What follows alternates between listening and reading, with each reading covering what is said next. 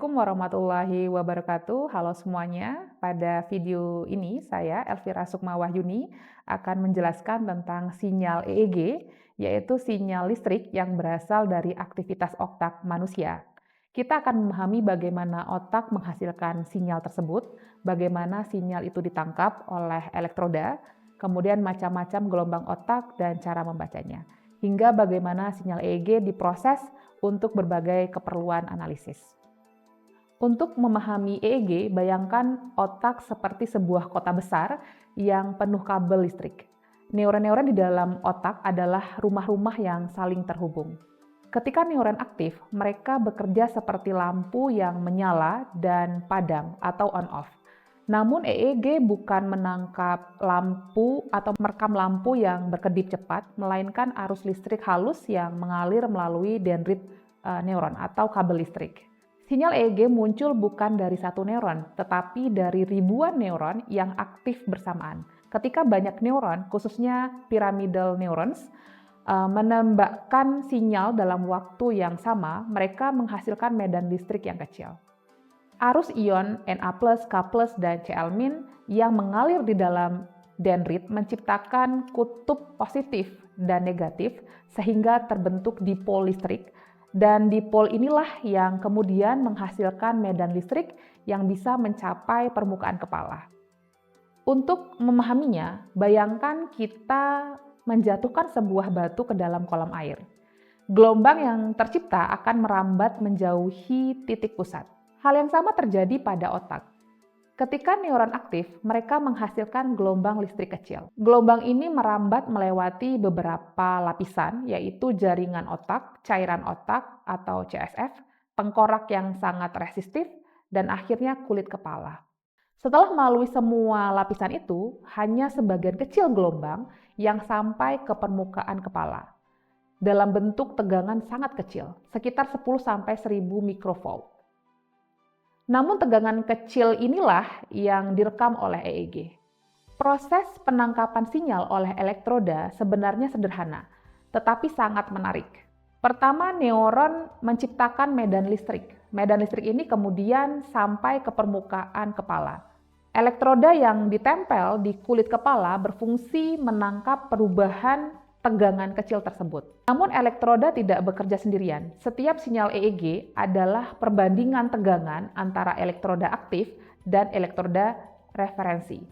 Amplifier kemudian memperbesar perbedaan tegangan ini, sinyalnya difilter, didigitalisasi, dan akhirnya ditampilkan dalam bentuk grafik EEG yang kita lihat. EEG berbentuk gelombang karena sinyal listrik otak muncul secara ritmis.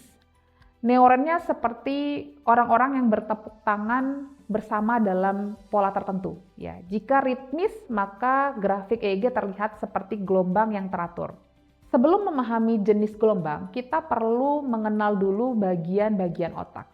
Otak dibagi menjadi beberapa area utama. Ada lobus frontal, parietal, temporal, oksipital, korteks motorik, dan korteks somatosensorik. Lobus oksipital untuk gelombang alfa. Lobus oksipital terletak di bagian belakang kepala dan bertanggung jawab atas penglihatan.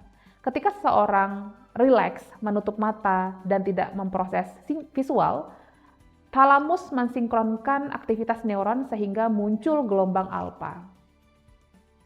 Lobus frontal, gelombang beta. Lobus frontal berperan dalam berpikir, fokus, perencanaan, dan pengambilan keputusan. Ketika bagian ini aktif, neuron tidak sinkron sehingga menghasilkan gelombang cepat dan kecil yang kita sebut beta. Lobus parietal, alfa dan beta. Parietal berfungsi mengolah informasi sensorik. Saat rileks muncul alfa dan ketika sedang memproses sensorik, gelombang beta meningkat. Lobus temporal, theta. Lobus temporal terkait kuat dengan memori dan emosi. Aktivitas di area ini sering menghasilkan gelombang theta yang juga muncul saat mengantuk atau meditasi. Korteks motorik atau mu rhythm.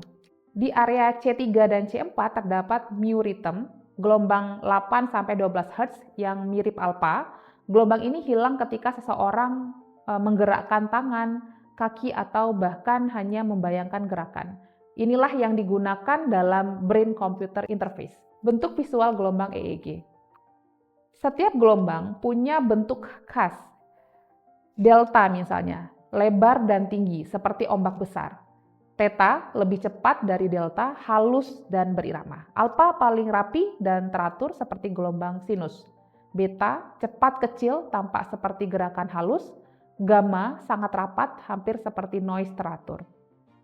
Mu mirip alpha tetapi bentuknya lebih datar. Agar lebih mudah, saya berikan tips bagaimana cara membaca gelombang otak secara visual. Gelombang yang lebar itu bisa dikatakan sebagai gelombang delta dan atau theta. Sedangkan gelombang sedang dan rapi itu adalah gelombang alpha. Gelombang rapat itu beta, sedangkan gelombang yang sangat rapat itu adalah gamma. Untuk membaca grafik EEG, kita bisa mulai dengan 3 langkah. Pertama, identifikasi area otak yang direkam. Misalnya channel FP1 dan FP2 berada di area frontal, C3 dan C4 di motorik, O1 dan O2 di oksipital. Kedua, lihat ritme utama, apakah lambat, sedang, atau cepat. Contohnya delta dan theta biasanya lambat, alpha sedang, dan beta dan gamma cepat. Ketiga, lihat keteraturan. Sinyal normal biasanya halus, sedangkan sinyal abnormal sering berupa spike, burst, atau pola tajam. Bandingkan juga antar channel. Jika alpha kuat di belakang itu normal. Jika beta dominan di frontal itu menandakan fokus. Jika aktivitas lambat hanya di satu sisi itu bisa menjadi tanda kerusakan lokal. Pemrosesan sinyal EEG terdiri dari 5 tahap besar. Antara lain akuisisi, pre-processing, feature extraction, machine learning atau klasifikasi, dan yang terakhir adalah interpretasi sinyal EEG. Kita masuk bagian pertama, pre-processing. Ini tahapan paling penting karena EEG sangat mudah terkena noise. Langkah-langkah yang dilakukan meliputi filtering seperti menggunakan high pass filtering, low pass, dan notch filter, atau melakukan artefak removal, menghapus sinyal kedipan, gerakan, atau re-referencing atau mengganti referensi untuk membuat sinyal lebih stabil. Atau juga bisa dengan eposing, memotong sinyal dalam segmen kecil, atau juga bisa juga dengan menggunakan baseline correction, yaitu meratakan baseline sinyal. Tahapan kedua adalah feature extraction. Setelah sinyal bersih, kita masuk ke tahap ekstraksi fitur.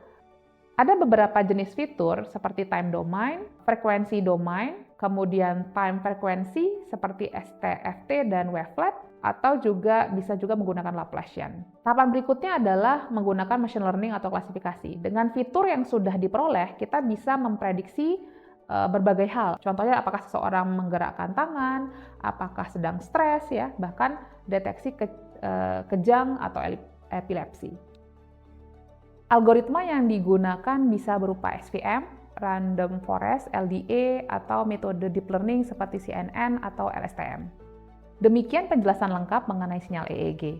Mulai dari bagaimana sinyal itu terbentuk, bagaimana ditangkap elektroda, jenis-jenis gelombang, cara membacanya, hingga bagaimana sinyal diproses menjadi informasi.